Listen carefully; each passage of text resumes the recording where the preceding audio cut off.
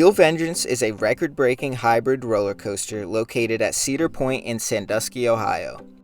This hybrid coaster, combining wood and steel elements, was transformed by Rocky Mountain Construction into a thrilling ride that debuted on May 5, 2018. It stands out as the world's first hyper-hybrid roller coaster, boasting a height of 205 feet and speeds of up to 74 miles per hour. Steel Vengeance is a marvel of coaster design, crafted by the renowned Alan Schilke.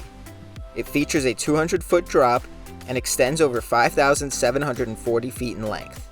The ride includes 4 inversions and offers an unprecedented 27.2 seconds of airtime, more than any other roller coaster on the planet. Its 3 trains, each named after a character in its Wild West-themed backstory, add to the immersive experience. Riders of Steel Vengeance experience a blend of twists, turns, and near misses during its exhilarating 2-minute ride. The coaster has been recognized with awards, including the Golden Ticket Award for Best New Ride in 2018. It continues to be ranked among the top steel coasters, a testament to its thrilling design and unforgettable ride experience it provides. What led to the creation of one of the greatest coasters ever built? This is Historic Coasters.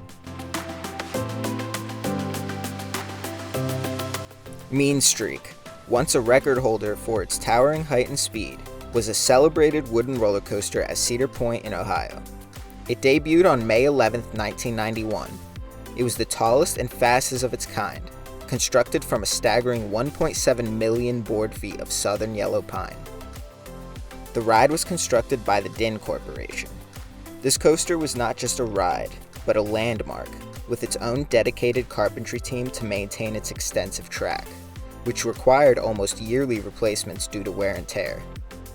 Mean Streak was built in the Frontier Town section of the park. The coaster's impressive stature and thrilling 65-mile-per-hour top speed captivated riders for over 2 decades. Its 2-minute and 45-second journey along the park's northern edge was a staple experience for the Cedar Point visitors, contributing significantly to the park's reputation as a roller coaster haven. Despite its initial popularity, Mean Streak's appeal declined over time, with guests expressing dissatisfaction with its rough ride. Mean Streak did not stand the test of time in multiple ways. First, the ride was a maintenance nightmare.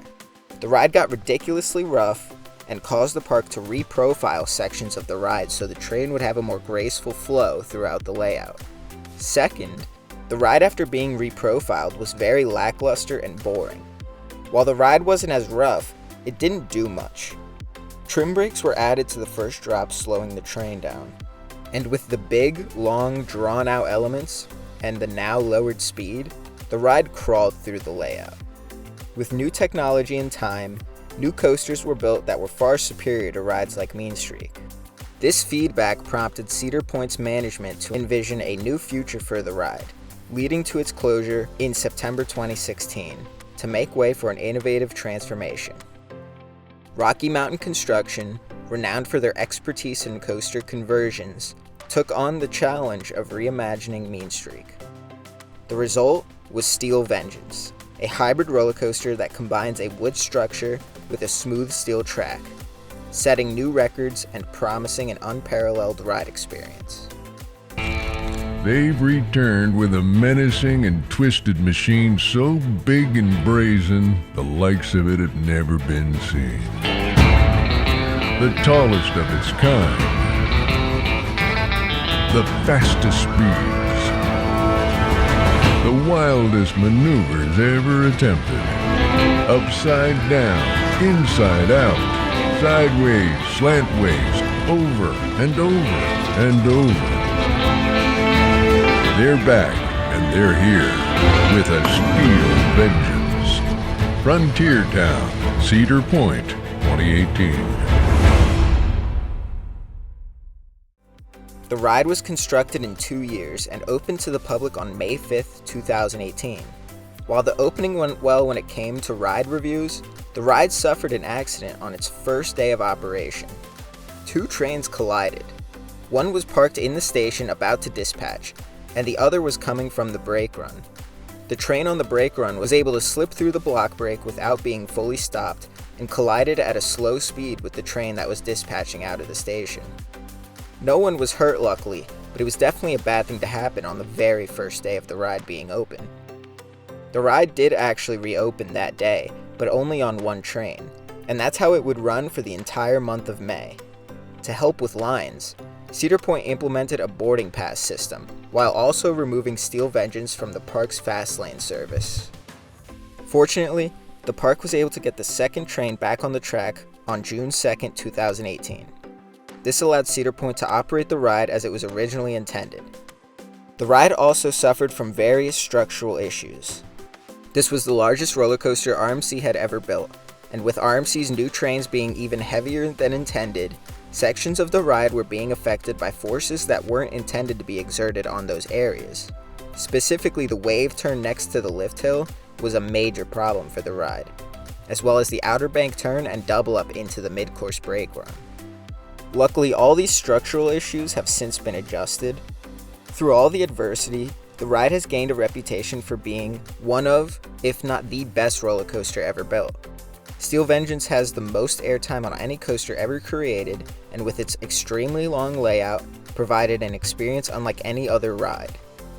For the ride experience, the train departs the station and makes a 180-degree turn to the right, passing over two bunny hills, and begins its ascent up the 205-foot tall or 62-meter chain lift hill.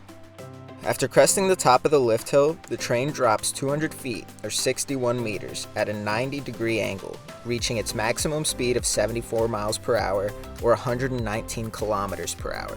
The train then traverses over a small airtime hill, followed by a climb into a larger airtime hill, which then drops riders slightly to the right. Next, the train climbs up a 116-foot or 35-meter left outward banked hill, providing a very unusual sensation. The ride then dips slightly right and passes over a small airtime hill, which leads into the first inversion, the zero-G roll. After this, the train dips right, passes underneath the lift hill, and traverses an overbanked right turn, which then leads into the second inversion, a half stall, that sees the train pass through the lift structure for a second time. Then the train dips down and passes over another small airtime hill, and then climbs up into the double up, which leads to the mid-course brake run. Following this, the train makes another sharp left turn into a short, steep drop slightly to the left. The train hauls over two more pops of airtime, and then goes over a twisted airtime hill and through a high-speed overbank turn, which leads into the third inversion, a zero-G roll. Next are two more airtime hills, which lead into a fast-paced wave turn. The fourth and final inversion, a zero-G roll, then sends the train into another overbank left turn that goes into an airtime hill, followed by four more airtime hills, which lead to the final brake run back into the station. One cycle of the ride lasts about 2 minutes and 30 seconds. Overall, Steel Vengeance is one of the most historic and legendary roller coasters ever created. Cedar Point took one of their least popular attractions and made it their best ride. The ride itself has a very interesting history behind it, and has held many records over its 32 years. If you haven't ridden this ride or been to Cedar Point, I suggest you make it one of your top priorities. Thanks for watching Historic Coasters, and I'll see you next time.